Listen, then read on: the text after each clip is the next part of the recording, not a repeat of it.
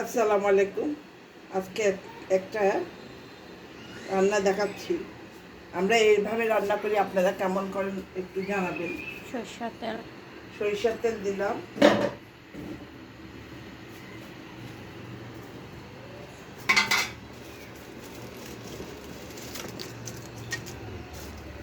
অনেকগুলি তেজপাতায় দিতে হয়।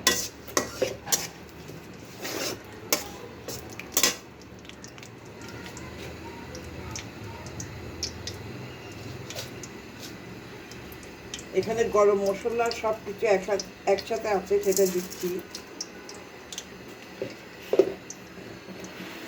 আর এই যে হাতে মেখে রাখছেন এটা হলো ভুড়ি।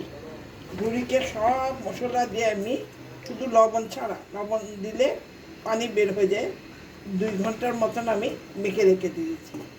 আমরা এভাবে রান্না করি, আপনারা কেমন করে রান্না করেন আমাদেরকে বলবেন।